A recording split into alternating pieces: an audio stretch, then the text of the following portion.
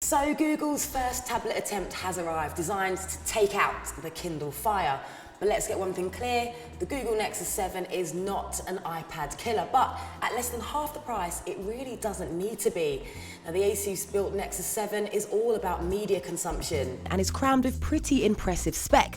A quad-core 1.3 GHz Tegra 3 processor, a 1280 by 800 pixel screen, and the all-new Android 4.1 Jelly Bean operating system, and that's all for £160.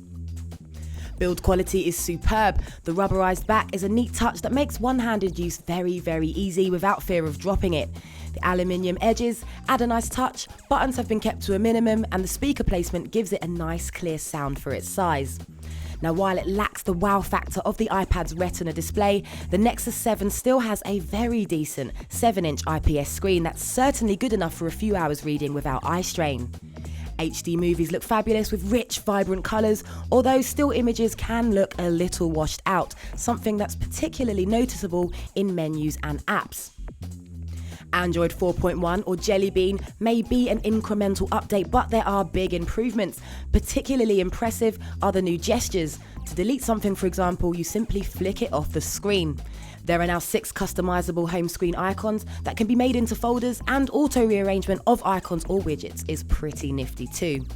Now, the interface is largely the same as ICS, but there are fewer bugs and general navigation feels much slicker than before. That has a lot to do with Google's Project Butter, which is basically an attempt to bring Android up to iOS levels of slickness and banish device lag. And it's certainly done that. Swiping through screens is speedy and responsive. And it's worth noting the Nexus 7 will rotate for other apps, but the home screen is fixed in portrait. Many of Google's default apps have been overhauled as well, and they look good. The graphics on the more channel-centric YouTube look awesome, while a tablet-optimized Gmail makes better use of the available screen space. Google's also feeling generous. Not only is it handing out free content across its Play Store range when you activate your Nexus 7 with a Google account, but £15 of Google Play credit has been chucked in as well. One of the most impressive new features is Google Now, an organizer with a brain that learns about you the more you use it. It takes the form of cards, which show you information based on your location. For instance, use Google Maps navigation sat-nav software and it will show you how long it will take to get home, taking into account traffic. Or it can combine your diary, location and travel info to warn you that you're going to be late for an appointment. Stand at a bus stop and it can even tell you when your next bus is going to arrive. So in theory, it's always one step ahead, but it is of course a less compelling feature given that the majority of its data requires an internet connection and the tablet is Wi-Fi only. And there is of course still access to Google Play, but very few take advantage of either the quad-core processor or the Jelly Bean OS.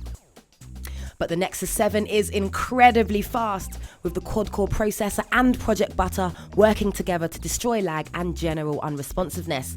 You won't have any problem watching HD video, and tablet-optimized games also look excellent on the Nexus 7's HD screen.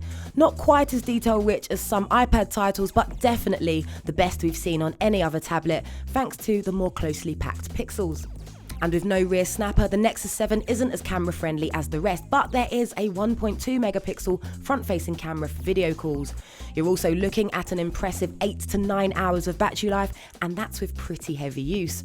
Voice control is pretty impressive too. Now, storage is just a little tight at either 8 or 16 gig, but there's always Google's Play and Drive cloud services. But perhaps the biggest drawback is that the Nexus 7 is Wi-Fi only, but there is Bluetooth, GPS, an accelerometer, magnetometer, and NFC. So to summarise, apps and games work beautifully on it, but it's no iPad killer. Rather, it's an affordable entertainment device that's perfect for people looking for portability. It costs just £160, offers quad-core power, a very respectable screen, beautiful build quality, and the very latest Android operating system. It's a solid performer and easily the best Android tablet a couple of £100 can buy. So while Apple and the netbook-killing Asus Transformer Prime might not have a lot to fear, all other Android tablets should be very, very afraid.